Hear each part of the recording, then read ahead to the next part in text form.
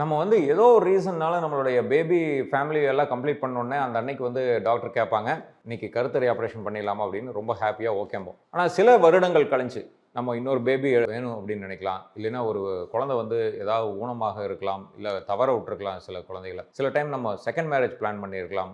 அந்த நியூ மேரேஜில் ஏதாவது ஒரு குழந்தை வேணும்னு நினைக்கலாம். இந்த மாதிரி பர்சனல் ப்ரிஃபரன்சஸ் இருக்கலாம். செகண்ட் பேபி வேணும், தேர்ட் பேபி வேணும் அப்படின்ட்டு. இந்த மாதிரி 1000 காரணங்கள் இருக்கும். நம்ம வந்து ஏன் அவசரப்பட்டு கருத்தடை ஆப்ரேஷன் பண்ணிக்கிட்டோம் அப்படிங்கிறது. ஸோ இந்த மாதிரி கருத்தடை ஆப்ரேஷன் பண்ணிக்கிட்டவங்க மறுபடியும் குழந்தை பெற்றுக்க முடியுமா அப்படின்னா கண்டிப்பாக முடியும். அதுக்கு தான் வந்து டியூபல் ரிவர்சல் சர்ஜரி அப்படிங்கிற ஒரு கருக்குழாய் மறு இணைப்பு சிகிச்சை அப்படிங்கிறது. இந்த சிகிச்சை எப்படி பண்ணுது, என்ன மாதிரியான ரிசல்ட்ஸ் இருக்கும், யார் யார் பண்ணிக்கலாம் அப்படிங்கிறத பற்றி எல்லாமே இந்த வீடியோவில் ரொம்ப டீட்டெயிலாக டிஸ்கஸ் பண்ணுவோம். நான் doctor Ashok, Shakthi fertility and Srichakra மருத்துவமனை. இந்த வீடியோ உங்களுக்கு கண்டிப்பாக பயனுள்ளதாக இருந்ததுன்னா எங்களுடைய யூடியூப் சேனலில் இருக்கிற டியூபல் ரிவர்சல் ஆர் டியூபல் ரீகனலைசேஷனுங்கிற பிளேலிஸ்ட்டில் போய் அதில் இருக்கிற எல்லா வீடியோஸையும் பார்த்து பயனடைங்க. ஏதாவது டவுட்ஸ் இருந்ததுன்னா கமெண்ட் செக்ஷனில் கேள்விகளாக கேளுங்க. ஸோ டியூபல் ரிவர்சல் சர்ஜரி, கருக்குழாய் மறு இணைப்பு சிகிச்சை, இந்த பேரில் இருக்கிற மாதிரியே கருத்தடை ஆப்ரேஷன் செய்யும்பொழுது கருக்குழாய்களை வந்து கட் பண்ணி அந்த கண்டினியூட்டியை டிஸ்மேண்டில் பண்ணுறது தான் கருத்தடை ஆப்ரேஷனுங்கிறது. கருக்குழாய் மறு இணைப்பு சிகிச்சை அப்படின்னா அந்த தடைப்பட்ட கருக்குழாய்களை மறுபடியும் இணைச்சு வைக்கிறது தான் வந்து கருக்குழாய் மறு இணைப்பு சிகிச்சை. இதில் ரிஸ்க் ஃபேக்டர்ஸ் என்ன அப்படின்னு பார்த்தீங்கன்னா, ஃபஸ்ட்டு வந்து கருத்தடை ஆப்ரேஷனுக்கு என்ன ரிஸ்க் ஃபேக்டர்ஸ் இருக்கும் அப்படின்னா ஆல்மோஸ்ட் ஜீரோ. இந்தியா லெவலில் வந்து அதனுடைய காம்ப்ளிகேஷன் ரேட் ஆல்மோஸ்ட் ஜீரோவை மெயின்டைன் பண்ணிட்டு இருக்கிறாங்க. அதே சர்ஜரியை தான் நம்ம கட்டான போர்ஷனை மறுபடியும் இணைக்கும் பொழுது அதே அளவு தான் காம்ப்ளிகேஷன் ஆர் ரிஸ்க் ஃபேக்டர்ஸ் இருக்கும். Almost zero complications or risk factors தான் அதனுடைய சர்ஜரியில் இருக்கிற இது. ஸோ இந்த சர்ஜரி எப்படி பண்ணுவாங்க அப்படின்னா, குழாய்கள் வந்து நம்மளுடைய பேனாவோட டிப்பில் இருக்கிற சைஸ் தான் வந்து அதனுடைய எக்ஸ் பாஸ் ஆகக்கூடிய ஒரு போர்ஷனாக இருக்கும்.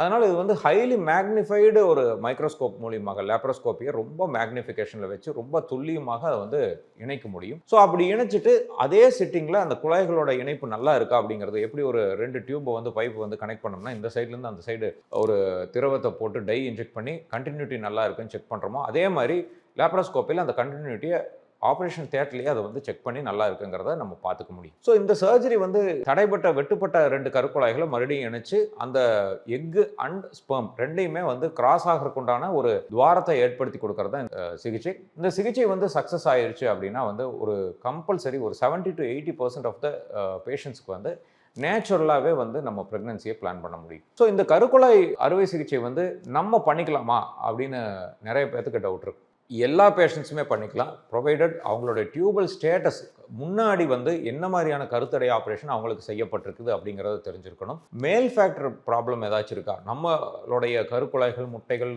கர்ப்பப்பை மட்டும் இல்லாமல் நம்மளுடைய பார்ட்னரோட ஸ்பெர்ம் கவுண்ட்ஸ் இது எல்லாமே நார்மலாக இருக்கா அப்படிங்கிறதையும் நம்ம வெரிஃபை பண்ணிக்கணும். நம்ம லேப்ரோஸ்கோபி மூலியமாக என்ன மாதிரியான ஒரு சர்ஜரி பண்ணியிருக்கிறாங்க அப்படிங்கிறதையும் நம்ம செக் பண்ணி பார்த்துக்கலாம். ஸோ அதர் ஃபேக்டர்ஸ் லைக் வேறு ஏதாச்சும் ஒரு ரீசன்ஸ்னால, ஒரு ஹார்மோன் குறைபாடுனாலேயோ, ஒரு பிசிஓஎஸ் ப்ராப்ளமோ, அதர் ஃபர்டிலிட்டி இஷ்யூஸ் வேறு ஏதாவது இருக்கா அப்படிங்கிறதையும் நம்ம ரூல் அவுட் பண்ணிக்கிட்டு யார் வேணாலும் இந்த சர்ஜரி வந்து நம்ம பிளான் பண்ணிக்கலாம். இந்த சர்ஜரி வந்து மேக்ஸிமம் ஒரு லேப்ரோஸ்கோப்பி மூலிமா பண்ணிக்கிறது மிக மிக அவசியம். ஏன்னா ஓப்பன் சர்ஜரியில் நேக்கடையில் அவ்வளோ மேக்னிஃபிகேஷன் அவ்வளோ துல்லியமாக பண்ணுறது ரொம்ப சிரமமாக இருக்கும். பட் லேப்ரோஸ்கோப்பிங்கும் போது ஹை மேக்னிஃபிகேஷனில் ரொம்ப மைக்ரோஸ்கோபிக் லெவலில் அந்த அனஸ்டோமோசிஸ் வந்து பண்ணும்பொழுது அதனுடைய ரிசல்ட்ஸ் வந்து ரொம்ப பியூட்டிஃபுல்லான ரிசல்ட்ஸ் நம்ம எதிர்பார்க்க முடியும். அது மட்டும் இல்லாமல் லேப்ரோஸ்கோப்பிங்கிறது ஃபாஸ்டஸ்ட்டு ரிகவரி டைமை நம்மளால் ஏற்படுத்த முடியும். லைக் அதில் வந்து தழும்புகள் கண்டிப்பாக இருக்காது. இரண்டாவது, லேப்ரோஸ்கோப்பில் பிளட் லாஸ் அப்படிங்கிறது 0% இருக்கும். அதில் ஏர்லி ரிட்டர்ன் டு ஒர்க், சீக்கிரமாக உங்களுடைய வேலைகளுக்கு திரும்ப முடியும். 4வது விஷயம், அதில் வந்து தழும்புகள் இல்லாமல் அந்த தசைகளுக்கு எந்த விதமான பாதிப்பும் இருக்காது. சின்ன ஹோல்ஸ் மட்டும் போகிறதுனால உங்களுடைய வேலைகள் வந்து தடைபடாமல் சீக்கிரமாக நம்மளுடைய ஏர்லி ரிகவரி இருக்கிறனால லேப்ரோஸ்கோபி மெத்தட் வந்து கருக்குழாய் மறு இணைப்பு சிகிச்சைக்கு மிக மிக நெசசிட்டியான ஒரு சமாச்சாரமாக இருக்கும். ஸோ மேலும் நிறைய விஷயங்கள் வந்து கருக்குழாய் மறு இணைப்பு சிகிச்சை பற்றி நம்ம டிஸ்கஸ் பண்ணியிருக்கிறோம். ஆரோக்கியமான வாழ்க்கை வாழ அன்பு வாழ்த்துக்களுடன் டாக்டர் அசோக். நன்றி, வணக்கம்.